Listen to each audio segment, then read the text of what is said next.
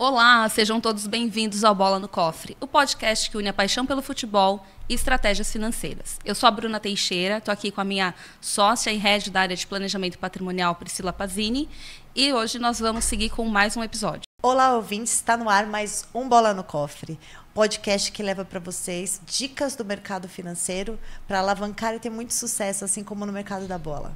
Vamos lá, Bruna, começar mais um capítulo, mais um episódio do nosso podcast. Exatamente.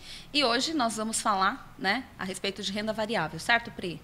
Exatamente. Vamos falar sobre renda variável, vamos falar sobre ações, né?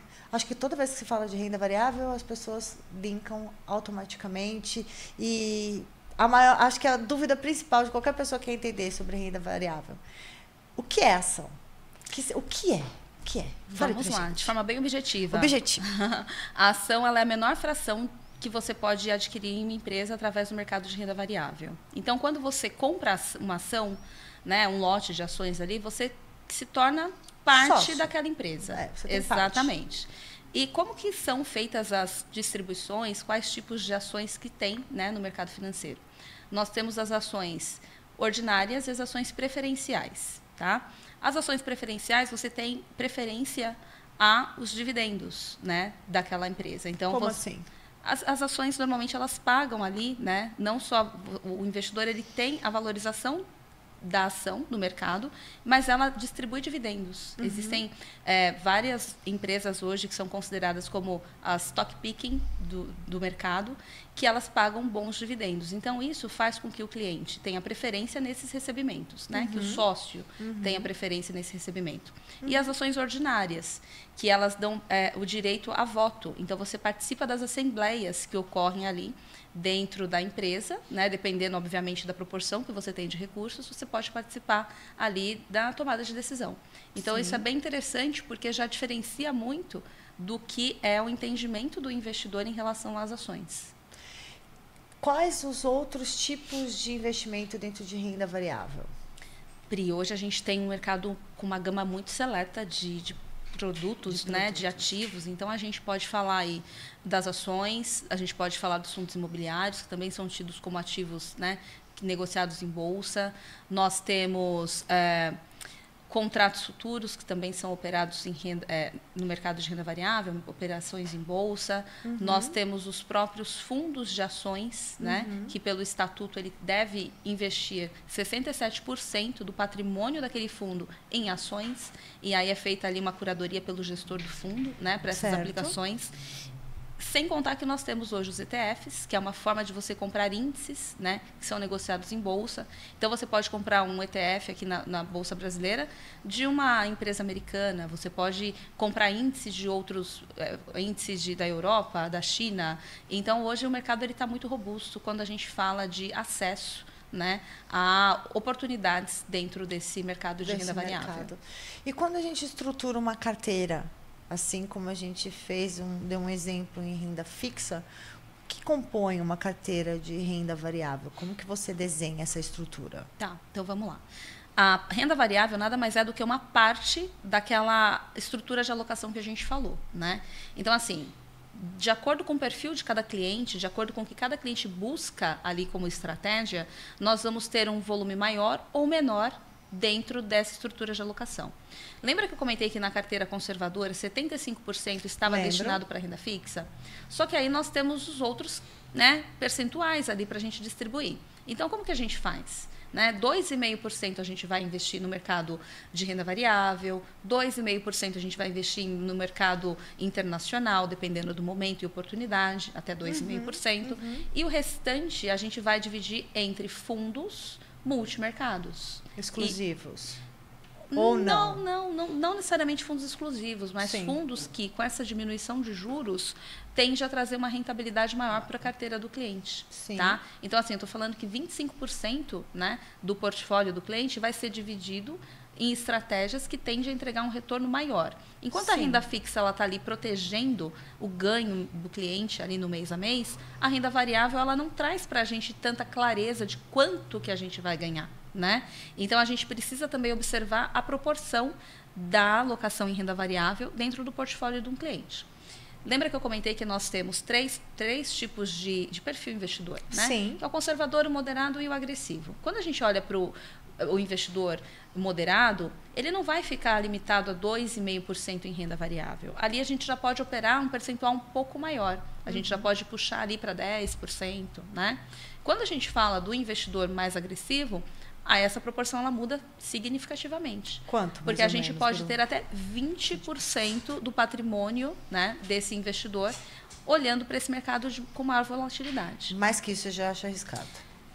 Tem cliente que tem mais, tá? Eu tenho um grande amigo, cliente, né, que, enfim, é um querido. Quando eu abri a conta dele, que eu trouxe a posição dele, ele tinha 70% de ações no portfólio. Tem que ter estômago. Muito estômago. E foi num período bem delicado no mercado, onde as ações das varejistas começaram a derreter.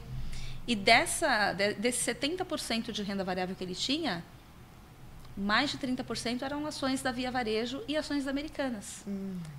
Né? Então, assim, o que aconteceu? Perdão, Americanas não, Magalu. Então, o que aconteceu? Ele teve uma diminuição no patrimônio dele significativa por conta da desvalorização desses papéis naquele momento. Porque qual era a expectativa ali naquele período, né, de final de 21, início de 22? Que com o fim da pandemia, que o mercado de varejo ele voltaria, porque as pessoas iam voltar a consumir. Com a mudança, uma possível mudança de governo, quem fosse se ser eleito ou reeleito, né, também teria um impacto significativo ali. E o que aconteceu? Nós vimos que as empresas de varejo elas caminharam na contramão do que era a expectativa de mercado. Sim. O que eu fiz enquanto banker desse cliente? Falei, olha, cliente, ok, eu entendo que você fez toda uma análise e ele mesmo fazia as compras, né? Então, é ainda mais difícil você mostrar para o cliente que, assim, olha, até aqui deu certo, daqui para frente vai degringolar. Então, a gente precisa corrigir a rota. A gente precisa reorganizar essa estrutura. E com ele deu certo, assim, eu consegui mostrar para ele que o ponto que ele comprou, o preço da ação que ele tinha, o preço médio, a gente não conseguiria mais voltar àquele patamar. Então, que se ele não fizesse a venda daquela posição, mesmo que com prejuízo, né, ele poderia perder todo o patrimônio investido ali. E eu penso que, assim, se a gente entende que o trabalho da assessoria é fundamental em renda fixa e em renda variável, eu imagino que deva ser imprescindível, porque há especulações de mercado que são discutidas internamente. Existem informações que a gente consegue ter acesso que o cliente na ponta só vai saber por intermediação da assessoria. Ou você acha que as mesmas informações que você tem, o mercado acaba tendo como um todo, Bru? Tem alguma coisa, por se trabalhar dentro de uma empresa como a XP, por ter um escritório que a gente sabe que tem aí um olhar, né, cuidadoso, você imagina que isso é realmente real, que a gente consegue ter informações, feeling, tem um cheiro de quando vai dar ruim? Pri, feeling a gente sempre tem. A gente sempre tem, principalmente porque a gente está olhando esse mercado todos os dias. Talvez o que passe despercebido do nosso cliente, que não a gente está sempre ali monitorando, é o tempo. O nosso cliente ele é um atleta de futebol, um empresário, um advogado, um consultor, enfim, a gente tem uma gama repleta, médicos de clientes, e eles não estão ali dedicando tempo para isso, porque senão não fazia sentido ter a nossa assessoria, né? Então, eles estão ali focados, dedicados no trabalho deles, em ganhar o dinheiro deles, em realizar aquilo que eles têm como principal atividade laboral, né? Então, o que acontece? Quando a gente está ali no dia a dia, qualquer notícia que vem, a gente já sabe o impacto que vai causar, né? Nós tivemos ali o atentado contra o Donald Trump e a gente viu o impacto que a gente teve no mercado. Você tem que estar sempre... Tem que estar atento, né? Então, assim, poxa, a gente está vivendo um período de, né, eleições americanas, daqui a pouco a gente vai ter um período de eleições aqui no Brasil também. E o que isso traz para a gente? Traz preço, traz volatilidade. Nós temos uma questão de risco fiscal também no Brasil. Então, tudo isso que é notícia faz preço, né? Então, de acordo com o que a gente tem como principais movimentações ao longo do ano, a gente já sabe que tipo de preço, para que lado que o mercado vai. Então, por exemplo, é extremamente importante você ter um assessor para tudo na sua vida. Nos Estados Unidos, eles chegam a ter... Um investidor ele tem uma média de 2 assessores. E por que isso? Porque eles buscam um especialista para tomada de decisões. E isso é fundamental.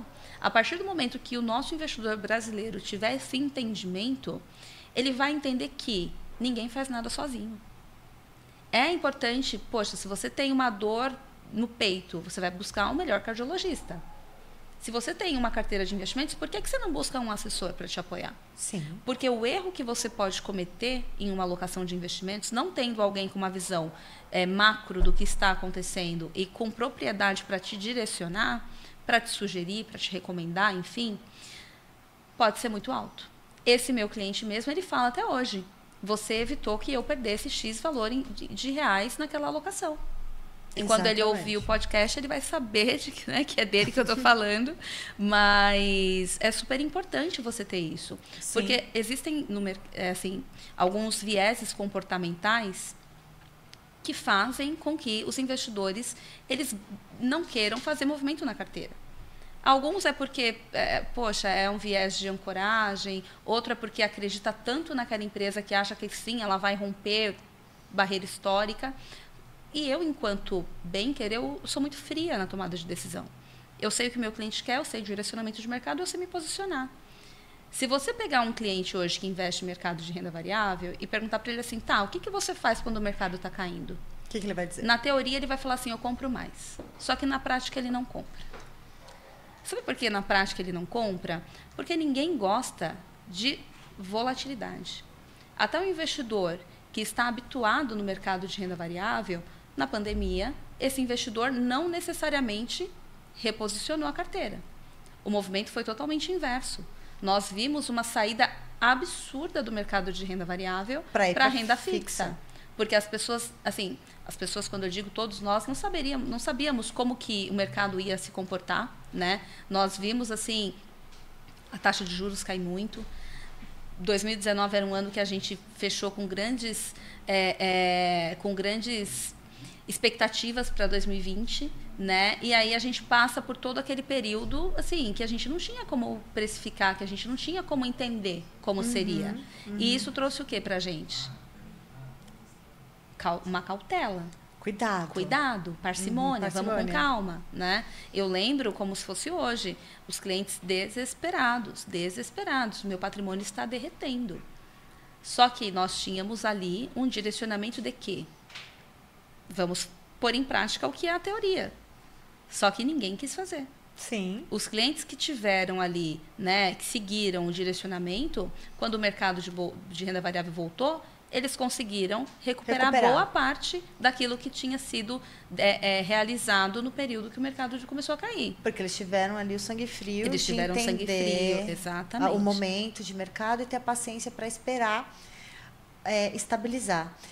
Esse sangue frio realmente que precisa ter para quem quer investir e tem um perfil mais arrojado, é algo que você precisa ter um direcionamento, porque senão você vai cometer muitos erros, Sim. vai perder muito dinheiro. Sim.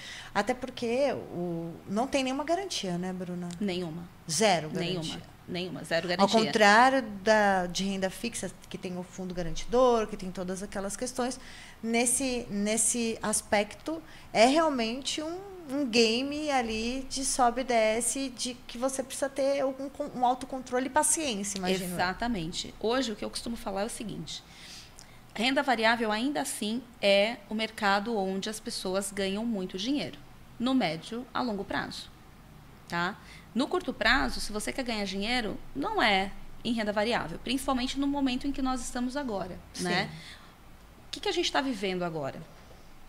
A expectativa de uma redução de juros americano para que o dinheiro que saiu, né, dos países emergentes, para que ele retorne. Porque hoje a gente tem uma bolsa com empresas extremamente saudáveis, com caixa extremamente organizados, a bolsa está extremamente descontada, os papéis ainda estão baratos e a gente está nessa expectativa que o Fed, né, que é o Banco Central americano, traga para a gente um direcionamento de que os juros que eles vão iniciar algum movimento de corte de juros lá fora, né? Se isso não acontecer este ano, né, tende a acontecer no ano que vem, 2025. Só que o investidor, que é um tema que a gente falou também, ele é conservador para para perda e agressivo para ganhos. Só que quando a gente está nessa expectativa, né, do presidente do Banco Central se posicionar e dar esse direcionamento, você tem que estar posicionado no mercado de renda variável. Zerar a posição agora não é saudável, não é inteligente. Haja vista o que aconteceu em novembro e dezembro de 2023, quando nós tivemos um direcionamento do Banco Central americano falando que possivelmente ao primeiro trimestre, existia uma expectativa de que no primeiro trimestre de 2024 haveria o primeiro corte de juros lá por conta da inflação estar sendo contida. Nós batemos topo histórico. Em 2 meses, em 2023, a gente chegou a romper 20% de ganho. Foi um dos ativos, dos índices que mais rentabilizou, né? Então, assim, poxa, uma alta de 20% se a gente considerar que teve 4 meses positivos. Sim. Considerando que novembro e dezembro foram os melhores meses. E eu usei muito isso com os meus clientes nas minhas reuniões de acompanhamento. Falei, olha que interessante. Se você não estivesse posicionado, nós teríamos perdido o melhor período do ano. Então, assim, muitas vezes gera um desgaste para a gente e para o cliente. Todo mês a gente fala, olha, calma, a gente está nessa expectativa. Porque o meu papel é dar notícia boa e também é dar notícia não boa. Né? E como que a gente faz isso? Como que a gente fala isso para um cliente? Fundamento. Tem que ter um fundamento. Tem que ter um fundamento. Por que não está acontecendo dessa maneira? Qual é a expectativa? Qual é a projeção? E, principalmente, tendo diligência na alocação, você não vai direcionar todo o recurso do cliente para a mesma estratégia. Tá? Então, assim, nós temos, né, na parte de renda variável as ações, nós temos os fundos imobiliários, nós temos os fundos, os FIAs, que a gente costuma falar, e nós temos o mercado de derivativos, nós temos contratos futuros. Então, eu consigo, por exemplo, proteger a queda de uma carteira de ações, por exemplo, que está direcional no mercado, com uma operação estruturada. Sim. Porque essa operação estruturada nada mais é do que ter uma barreira de proteção para essa carteira que está solta, que está esperando o mercado voltar com tudo para capturar ganho. E quanto que uma carteira estruturada, da maneira que você está me dizendo, dentro desses ativos, né, de renda variável, produz de rentabilidade, em média? Olha, Pri, eu vou te falar que, assim, hoje, para a gente precificar a rentabilidade de uma carteira, no momento que nós estamos de muita instabilidade, muita volatilidade, é bem difícil. É bem difícil. Diferente. Renda fixa, a gente tem uma previsibilidade, a gente falou ali em 12%, sim, né? Exato. Sendo bem legal. Agora, renda variável, a gente não consegue ter nenhum cheiro. Não, por quê? Assim, não é que não dá para ter um cheiro. Dá para ter. Dá para a gente falar aqui, tá? Poxa, a gente pode chegar ali a um retorno de, por exemplo, de CDI mais 3. Só que eu tenho inúmeras variáveis para isso, tá? E por quê? Primeiro que o mercado ele tem que se manter minimamente lateralizado para a gente não gerar nenhum tipo de prejuízo. Isso não vai acontecer por quê? Quando eu compro, vou para a renda variável, eu não compro o índice Ibovespa, eu compro ações. Eu monto uma carteira diversificada de ações. Então, eu vou diversificar setores, eu vou diversificar riscos, né? E eu vou buscar ali mitigar o máximo possível com uma estratégia diversificada uma variação negativa muito alta, por exemplo, dentro da carteira do cliente. Né? Então, assim, poxa, tem ações que eu posso estar ganhando, tem ações que eu posso estar perdendo. Então, o que vai acontecer? Sim. É muito difícil a gente cravar. Hoje, quando eu falo com um cliente que opera renda variável, eu deixo muito claro para ele. Eu falo, olha, essa parte da carteira, ela vai proteger, né, a parte da renda fixa, esses 80% da carteira vai proteger o seu ganho, tá? 20% é onde a gente vai estar buscando um ganho adicional, um ganho superior. Mas isso pode não acontecer. Você está disposto? Você entende como funciona esse mercado? Você sabe tudo que está aqui envolvido? Eu entendo, eu gosto, eu conheço. Tá, então me conta, como que foi o período da pandemia para você? Eu estresso o máximo possível para entender se de fato o meu cliente está confortável. Sim. Porque não adianta eu entrar numa carteira hoje de renda variável, tá? Buscando ali um ganho exponencial, esse ganho não vir, porque existem inúmeros fatores que vão impactar no mercado brasileiro, no mercado de bolsa principalmente, e esse cliente vai ficar ancorado no número que eu passei. Né? Ele vai te cobrar isso. Ele vai me cobrar aquilo. Então, toda vez que eu vou operar renda variável, eu não passo rentabilidade. Não. Seria inteligente, seria, diante de tudo que a gente falou, correto eu falar para você o seguinte: dentro de uma carteira, de um planejamento financeiro como um todo, tá? Eu tenho ali a reserva para imprevistos imediata ali, eu tenho renda fixa, eu tenho renda variável, eu tenho previdência e lá na ponta eu tenho seguro. Nessa ordem, no momento de necessidade de resgate, a gente deve seguir primeiro com a reserva de emergência. Se eu precisar de mais valores dos meus investimentos, e tenho renda fixa e renda variável, onde eu devo buscar esse resgate, ou tanto faz? Não, é sempre da reserva de liquidez imediata. Tudo bem, mas vamos contar que a reserva de liquidez imediata ela foi utilizada. Legal. Então, eu vou te contar como que eu faço. Chutar. Vou falar como eu faço, isso, tá? Só para a gente ter esse direcionamento do que...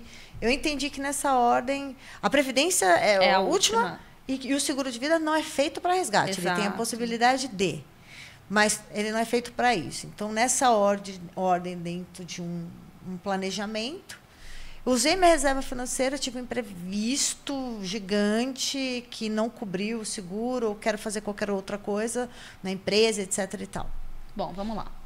Como que é feito? Toda carteira, ela não tem um único vencimento, né? Então, a gente escolhe os ativos ali com vencimentos intermediários. A gente chama isso de fluxo escalonado. Então, eu tenho um CDB que vai vencer em 1 ano, um que vai vencer em 18 meses, e assim a gente vai construindo a carteira. Por quê? Quando esse ativo vencer, é oportunidade para repor caixa ou para realocar. Bruna, abri a conta, aloquei o recurso, com 6 meses, eu zerei minha reserva de liquidez e preciso de mais dinheiro. O que eu vou fazer? Eu vou cotar os ativos mais líquidos de negociação no mercado. E por que isso? Porque quanto maior a liquidez do ativo, seja renda variável, fundo, ou até mesmo um título público, né, que é a emissão do governo, quanto maior a liquidez, mais fácil de entregar para o cliente esse dinheiro, né, esse caixa que ele precisa. Certo. E, obviamente, que em alguns momentos pode ser que a gente tenha um deságio, que a gente tenha uma penalidade ali por estar saindo de forma antecipada. Mas tudo é alinhado antes. Tudo dentro de uma estratégia. Tudo dentro de uma estratégia. Então, assim, Bruna, pode ser que eu tenha em 6 meses que integralizar capital na minha empresa. Exato. Então, a gente já deixa ali um vencimento para 5 meses. Porque eu ganho, eu costumo fazer esses movimentos com bastante cautela. Sim. Porque se ele realmente vai integralizar o capital, com 1 mês de antecedência, ele sabe exatamente se isso vai ou não acontecer. Venceu o ativo. Bruna, não vou precisar. Legal. Então, a gente vai manter ele por mais 1 mês na liquidez diária. Se ainda assim ele não usar, aí a gente vai investir. Você vê como que coisa... É um mundo que realmente não é para aventureiro. Não, de maneira nenhuma. Nem para principiante, assim, tratar disso com tanto... É realmente algo que eu tenho certeza absoluta que muita gente que está ouvindo não sabe que é assim que se cuida de uma carteira de investimentos. Acho que hoje em dia a gente acha que qualquer pessoa pode fazer, porque está ali o aplicativo na palma da mão. Deixa que eu mesmo cuido dos meus investimentos. Assim, longe disso, existe um planejamento e uma estratégia para garantir que isso dê certo e para garantir que os objetivos financeiros cheguem lá na frente da maneira que foi planejado. Eu gostaria muito que você passasse um overview de dicas e de pontos estratégicos sobre renda variável, para que a gente consiga passar uma mensagem bem precisa para os nossos ouvintes com relação a esse tema. Tá bom, então vamos lá. Você trouxe vários temas importantes que eu acho que já serão o suficiente para fazer com que os investidores eles olhem para essa parte, né, dos investimentos com mais cautela, com mais cuidado. Renda variável é, sim, um mercado de muita oportunidade, mas você tem que saber onde você está direcionando seus esforços, né? Então, entender, se você for operar sozinho, que é um risco, né, grande, entender minimamente o tipo de empresa que você está comprando e qual o tipo de viés que ela tem em relação ao mercado. Por exemplo, se você for comprar Vale, né, Vale ela está ligado muito mais à China do que ao mercado, à política brasileira, diferente da Petrobras. que a Petro ela já está totalmente vinculada aos movimentos políticos que acontecem aqui no Brasil. Então, é importante que você tenha esse entendimento e que você não concentre todos os ativos na mesma empresa. Na mesma empresa. Poxa, Bruna, você estava comentando que 20% da carteira ela, né, é o ideal para que ela esteja direcionada para renda variável. Só que renda variável ela tem oscilação. Então, se passou de 20% porque você teve um ganho, realiza esse ganho. Entendeu? Volta para os 20%. Poxa, Bruno, ao invés de 20, eu tenho 15. Legal, você tem dinheiro? Compra. Porque quando o mercado realiza e você compra, você está melhorando o preço médio da sua carteira. Perfeito. A carteira ela é um organismo que não é, ele é vivo, ele não foi feito para ficar estático. A gente tem que estar sempre olhando, sempre movimentando, até mesmo porque é isso que vai trazer oportunidade. E outra coisa, é extremamente importante que, poxa, Bruno, eu quero investir em renda variável, mas eu não tenho tempo e nem entendimento para isso. Contrate uma assessoria. Mas contrate uma assessoria que realmente vai olhar para o seu patrimônio e vai entender quais são os seus interesses, o que você busca, o que você espera daquilo e que vai ser extremamente coerente, né, em construir com você uma carteira com esse viés. Exatamente. Porque a gente, mais uma vez, a gente tem que pensar que a coordenada que a gente passa para os nossos clientes tem que ser algo que beneficie primeiramente e dê ali gratidão pelo trabalho no final do dia do que você entregou e não do que você está fazendo para si. A gente sabe que dentro do mercado existem formas de operar, mas o que é bom para o cliente? Como ele vai chegar com o nível de satisfação dele pelo trabalho desenvolvido? Eu acho que o bom assessor que pensa de longo prazo, ele tem essa visão de que o que é melhor para o meu cliente. Exatamente. Né? E aquela coisa, né, Pri? Eu acho que tudo que você faz durante o dia, quando você vai dormir, você vai pôr a cabeça no travesseiro, se gerou desconforto, se você ficou pensando naquilo, é porque alguma coisa foi feita de maneira que te desagradou. Exato. Então, é até algo que eu trago para a minha vida desde que eu entrei no primeiro banco. Poxa, se eu deitei e dormi em paz, significa que o meu trabalho foi feito com excelência. Exatamente. Agora, se eu fiquei desconfortável, poxa, será que realmente aquilo era bom para o meu cliente? Pode ser que eu tenha falhado em alguma parte do processo. E até um tema que é super importante aqui, nesse mercado de assessoria, nesse mercado de bancos, corretoras, não basta você ter uma certificação e você se autotitular um especialista. Né? A certificação ela é parte desse processo, né? Mas o dia a dia, o fazer, as experiências é o que te coloca nessa condição de especialista. Exatamente. Então, quando você, poxa, vai contratar alguém, entende o histórico daquela pessoa, onde ela passou, quem são os clientes dela, quem que ela atende, qual o posicionamento dela de mercado, quanto tempo que ela está, né? Por quanto tempo ela ficou nas casas, né? Poxa, são 17 anos de mercado, mas quantos bancos a Bruna passou nesse tempo todo? Foram 17 bancos, ela ficou um ano em cada banco? Exato. Não, existe uma história, né? Sim, as conquistas. As conquistas, eu acho que você falou tem muito sentido, porque o que traz ali um bom profissional para excelência é o tempo de voo, né? São repetir diversas vezes a mesma coisa para chegar no nível de excelência, né? Então eu entendo que o que faz realmente o tempo de voo é que dá a maior qualidade para o profissional. Isso qualquer profissional. Não adianta nada. Eu sou um médico, estudei pra caramba, mas eu nunca operei, aí não é isso que vai fazer um bom cirurgião. Pois é. Então não é a técnica só, é colocar em prática, é saber como as coisas funcionam ali todos os dias, como proceder, quando dá problema, quando não dá, como resolver. Então eu imagino que realmente essa sua observação foi incrível. E acho que nesse episódio que a gente tratou, falamos aqui um pouco mais sobre renda variável. Eu queria que você fechasse agora para a gente com mais alguma observação, para a gente finalizar o nosso podcast de hoje. Nossa, uma observação para renda variável é ótimo, né? Porque a gente ponto de atenção. Eu acredito muito, gente, em planejamento. Então, toda vez que você tomar a decisão de revisitar o portfólio, de revisar, de realizar algum movimento, volte lá atrás, no seu planejamento. Entenda em que momento do planejamento em que você está. Se é um momento que você pode se permitir arriscar um pouco mais, um pouco menos, talvez dolarizar parte do capital, porque é extremamente importante também. Haja vista que o Brasil é 2% do mercado, né, de investimentos como um todo. Então, é importante explorar outros mercados, entender um pouco mais como que funciona a Bolsa Americana, outros países também, e ter sempre alguém ali, né, de confiança, imparcial, que vai olhar para você como uma pessoa que tem planejamento e que tem sonhos para conquistar. E não simplesmente olhar ali para fechar uma negociação, porque o que a gente precisa buscar, né, são pessoas responsáveis para cuidar da gente no longo prazo. E não relações transacionais, onde a pessoa só quer ganhar ali de forma imediata, sem se importar com o que realmente está fazendo sentido para vocês. Então, mais um alerta, né, do que qualquer outra coisa, mas ter cuidado também com o que vai trazer para dentro da carteira. Enfim, tem algumas ações muito boas, outras nem tanto, né? E é isso, eu acho que como conselho é ter alguém para apoiar. Ter alguém para apoiar. Exatamente, é importante. E é isso, vamos chegando ao fim aí de mais um Bola no Cofre. Hoje foi recheado aqui de informações e dicas sobre o mercado de renda variável. E volatilidade.